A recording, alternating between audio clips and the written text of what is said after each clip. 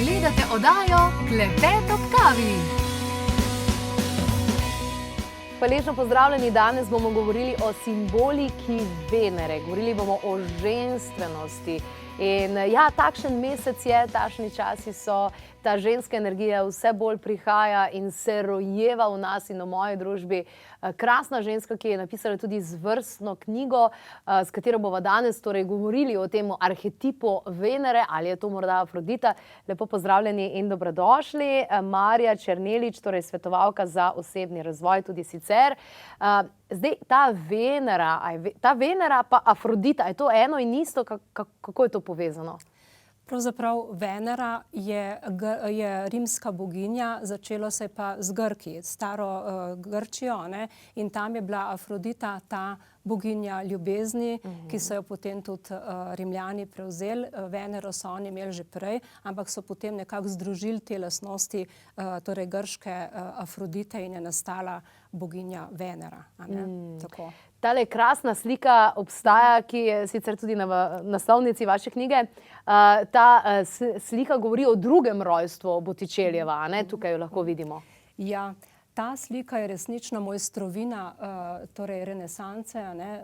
Torej Botticelli, Sandro je to naslikal na željo Ficina in sicer tam nekje 1486. leta je nastala.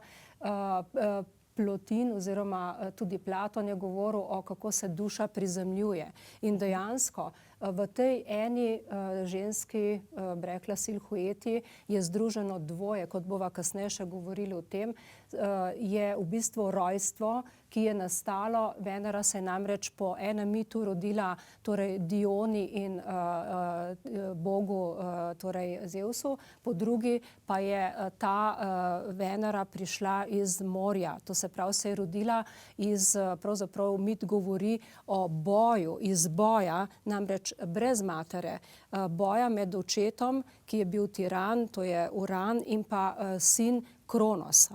In ko je sin oskopil očeta, je padlo to sperme, torej, ki je padla v Ciprsko morje, se je dvignila meglica nad vodo in z te meglice je izšla ta lepa boginja, tako kot jo vidimo, katero bova še opisali, kako...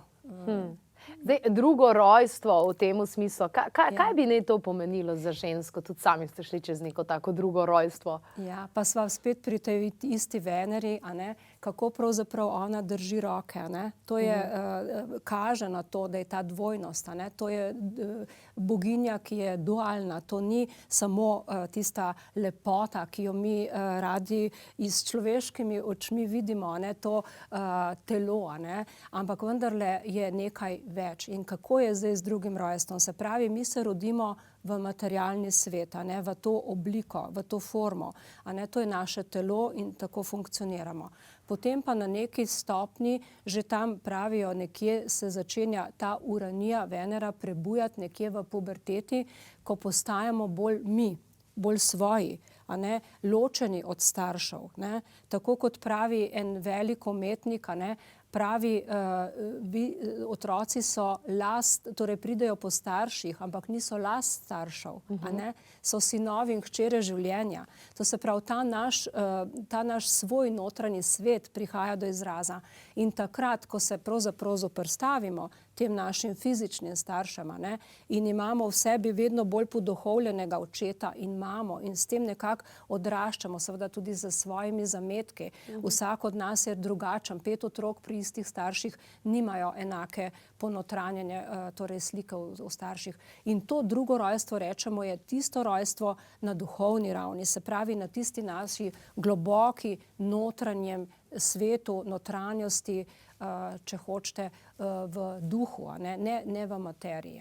V tem kontekstu seveda to za sabo potegne en kup torej prerojenih razmišljanj, naše vrednote, naš kompletni sistem zaznavanja, ni samo več materialni. Je to neko razsvetljenje ženske? Torej, če bi govorila o razsvetljenju, je mogoče beseda, ki je zelo drzno tukaj uporabljena, ampak vendarle, seveda, ženska pride do te prave venerijanske, to se pravi samozavesti, torej tega notranjega duhovnega principa ljubezni, ki združuje. To ni ta ljubezen samo, ko se mi zaljubimo, ne? Takrat v bistvu nam je objekt, torej to je zelo bikovsko. Venera vlada dvem znamenjem, se pravi biku in tehtnici. V biku je zelo zemeljska, ne? In ta naša vezanost na nek objekt, to je zemeljska, to je pandemija, a ne? Ali pa pandemos Venera.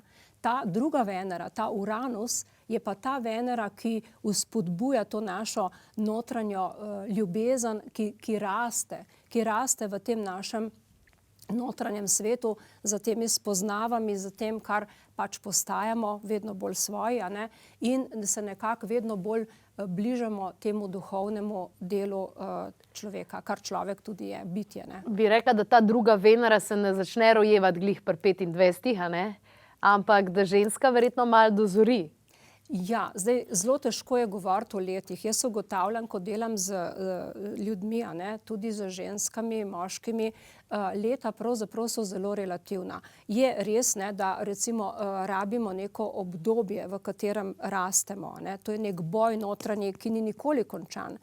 Ker zdaj recimo, ko raziskujem odnos do starih ljudi, a ne, vidimo, da je to gerotranscendenca, se pravi vezano na leta, pa vendarle do zadnjega diha, do zadnjega našega dne življenja lahko mi rastemo notranje, ne.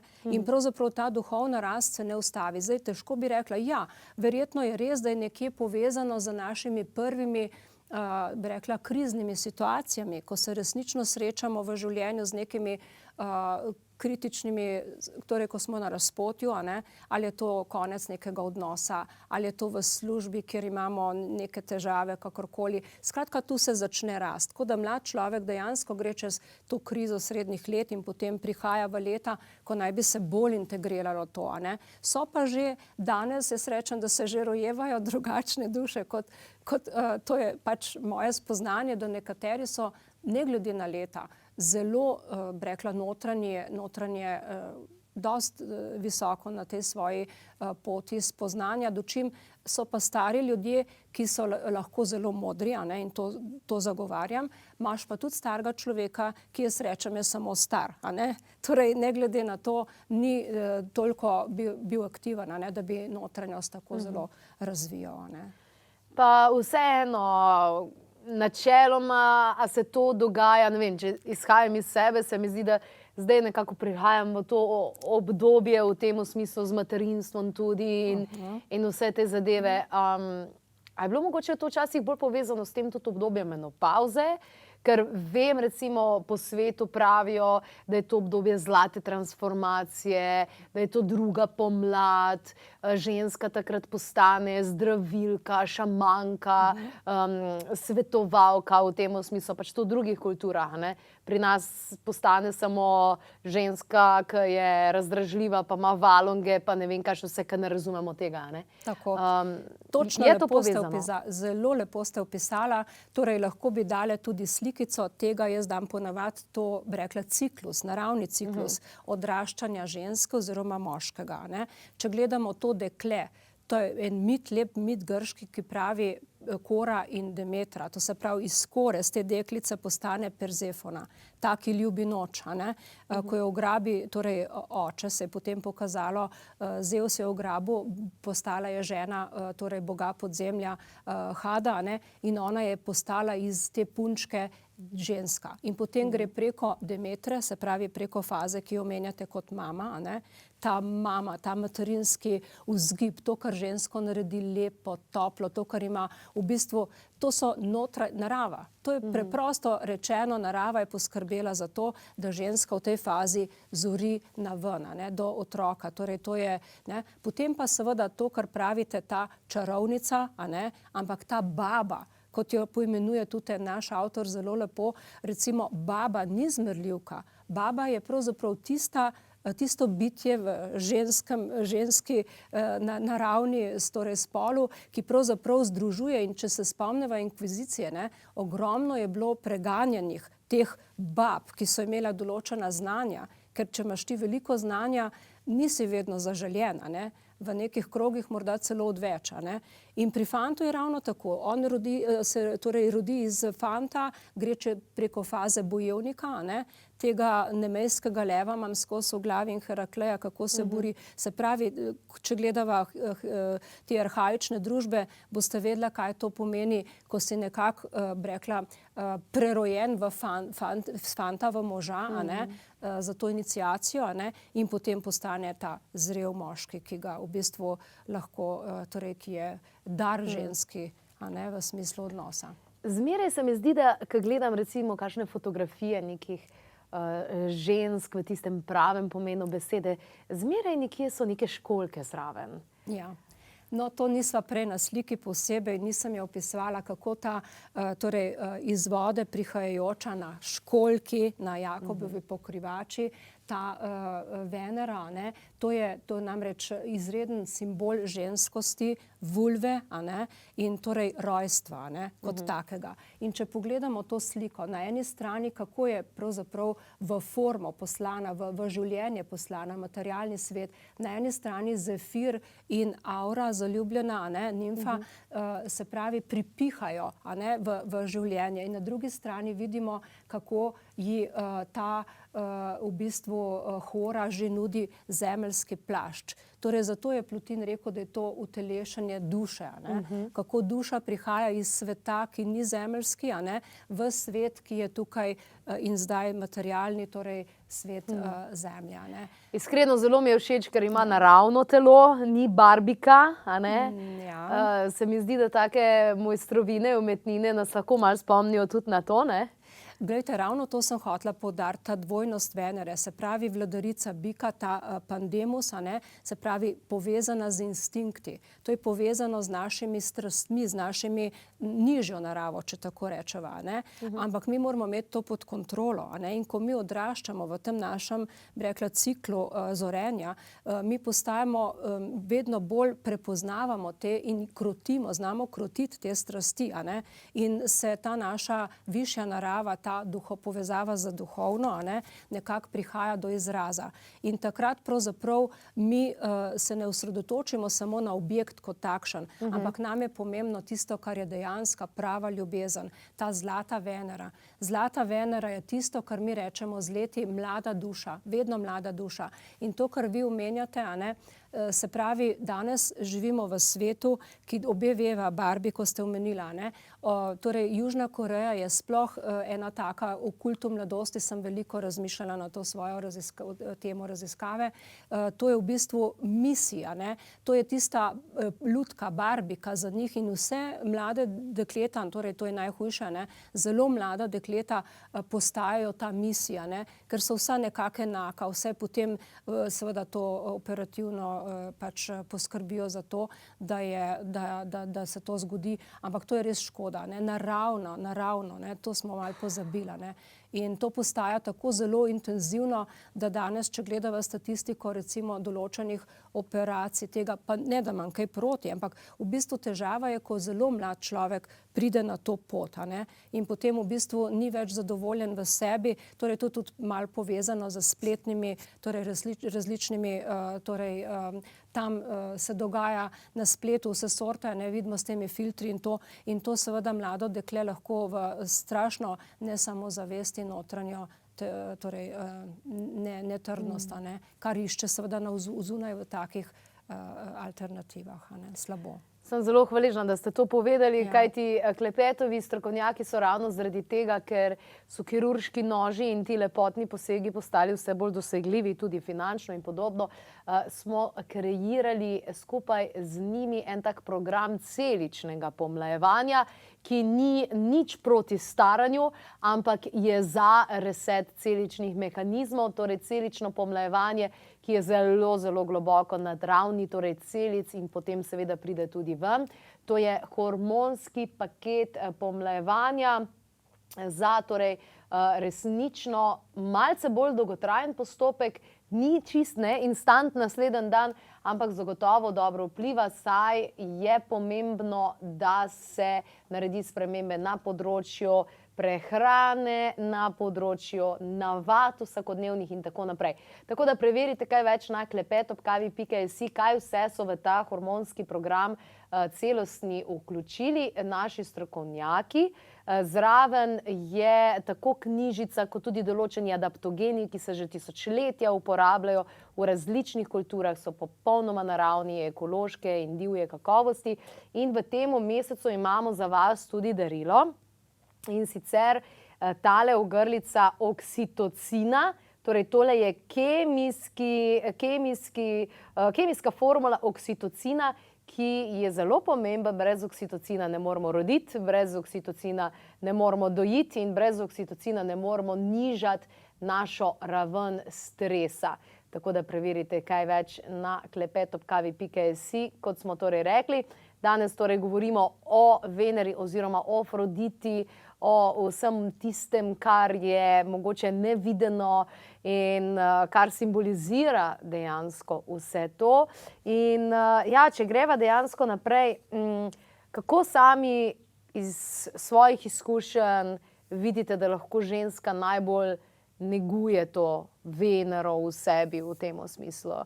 Ker sama sem poskusila v preteklosti en način, se pravi, ženska, ki se ima rada, ne vem, si dela pilinge, pa se samo masira, pa vse te zadeve, in pa sem vse to naredila, zato da bi se imela rada, ne pa zato, ker sem se imela rada. Kako sami tukaj svetujete? Ja, na začetku naj preberem eno misel od našega večnega Rumija. Pravi, življenje brez ljubezni je brez smisla. Ljubezen je voda življenja, spijte jo s srcem in dušo. In v bistvu v teh besedah je povedano zelo veliko. Zakaj? Ker mi, kot ta pandemija, ta pandemus Venera, torej ta zemeljska, zahteva od nas torej lepoto, srečo, ne vem kaj, užitek, to, kar je bikovo, to, kar je navzven vidno, Ampak daleč od tega je sreča in notranje zadovoljstvo, ni to, ni samo to, bom rekla, ni z materialnim čisto nič narobe, ampak mi moramo uravnotežiti. In se pravi, kaj je človek? Človek je bitje, ki ni samo telo. Človek je bitje, ki ima svojo persono. Znotraj te persone je poleg fizičnega, se pravi telesa, energijsko telo, je čustveno telo, je razumsko telo. To je ta razum kama manas, ki je na nivoju človeka.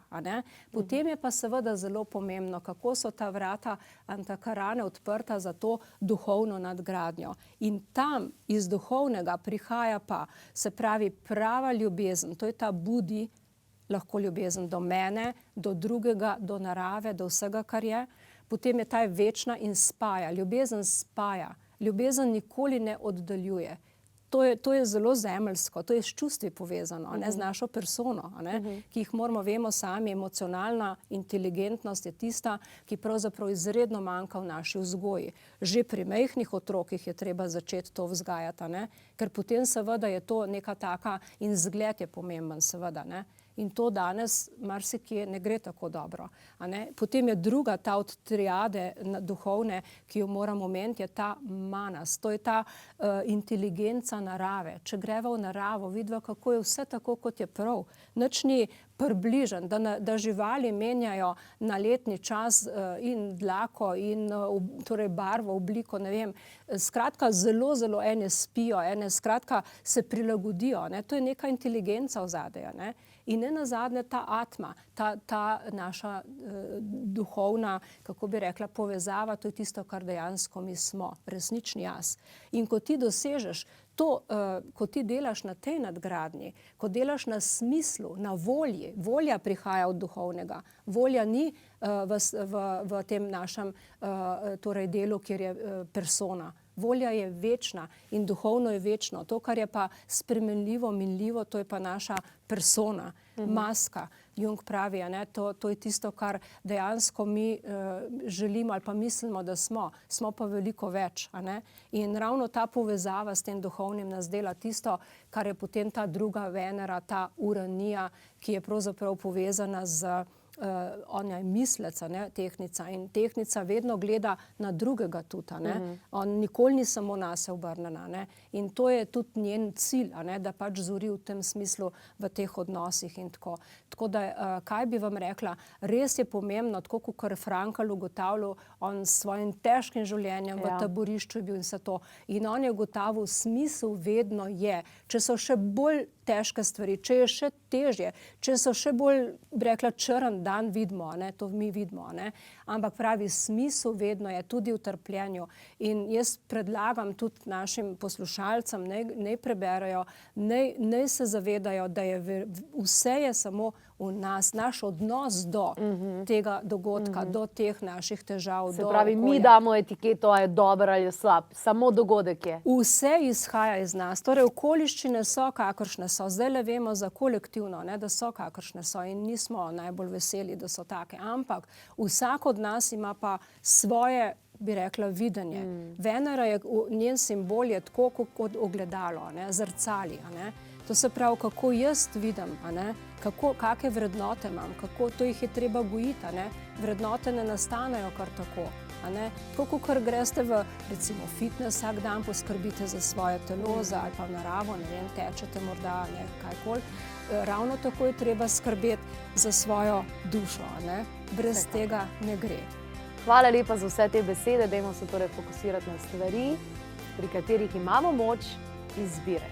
In teh je kar nekaj. Začnimo torej tako.